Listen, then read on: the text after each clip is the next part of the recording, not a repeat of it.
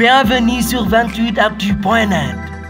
28actu.net, l'information livrée minute par minute.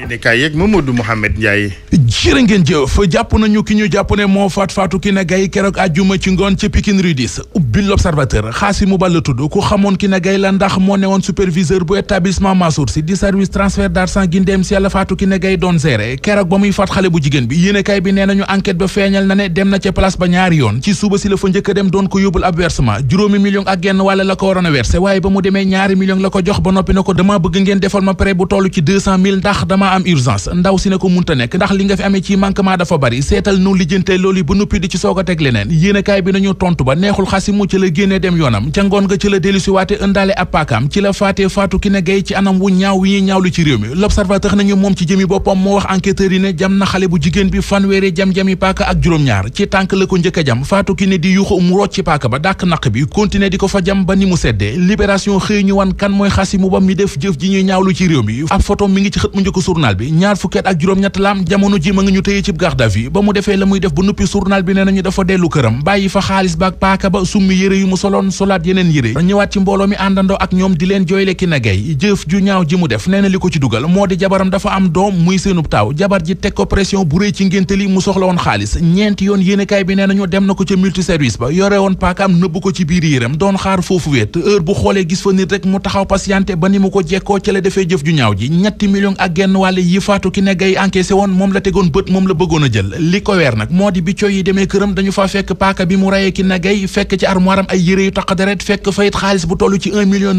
nee na leen li des ci xaalis bi jabar ji la ko jox ngir mu jënd ci ay yére solu ci ngénte li togg ci it añu ngénte li ñu naan bi muy rey faatu Kiné Gaye faatu Kiné dafa ëmboon Libération nee nañu loolee amul amoon na jëkkër daal waaye jotu woon a ëmb mi ngi doon faju nag doon traité wu ngir mën a am doom La Tribune nañu li ñu naan ni da koo rendi loolee amul Vox Populi nañu ci digg ngénte li fa la ko takk der yi fekk jàpp ko yóbbu bés bi le jour di ñu wax li ko rey ba mu dee moom Xaasimu Ba mi rey faatu Kiné Gaye ñeneen ñi ñu rey ci réew mi ci anam yu doy waar yéenekaay bii di bés bi le jour nee na yamul foofee ne bokk na ci kenn ku ñu faat ca jàmm gën bokk na ci ku ñu jàmpaaka ca Wakam kooku moom laata muy faatu la xamal ñi ko waroon ki ko rey bokk na it ci Fatoumata Baldé di ndaw si faatu ca Maroc te ñu ne jëkkëram moo ko rey ndax fiirange politique gu Sénégal bu doon ak fiir la ñu ne jàpp na ña ko teg journal La Tribune bind ne coalition Yewwi Askan Wi ak waa Benno Bokk Yaakaar ñoom ñëpp a defi ay njumte yu ne weng ba suñu moytuwul seen liste nationale yi du jàll ci élection législative yi Le Quotidien nañu moo taxit dakkal nañu defante bi ñu neewoon ci seen biir léegi kay ñoom ñëpp seen yitte mu di Yewwi Askan Wi di Benno Bokk Yaakaar moo di nan la ñu mën a def ba bokk ci wootey député yi seen yaakaar jëpp nag mi ngi wékke ci juróom-ñaari juge ya ca conseil constitutionnel Sud Quotidien nañu ñoom it di juróom-ñaari sage conseil constitutionnel yi kenn ëpp leen problème jamono ji ëllëgu liste Yewwi ëllëgu Benno Bokk Yaakaar ak compagnie mi ngi tege ci seeni loxo anki dina kay nañu faaw ñu sauver système électoral bi ndax li ñuy ruumandaat mu di génne liste nationale bu Benno Bokk Yaakaar ak liste nationale bu Yewwi Askan Wi ci législatif yi loolee bu amee ñu bari li ñuy ragal moo di dëkk bi salfaañoo Mamadou Lamine Massaly salfaañe na carte gi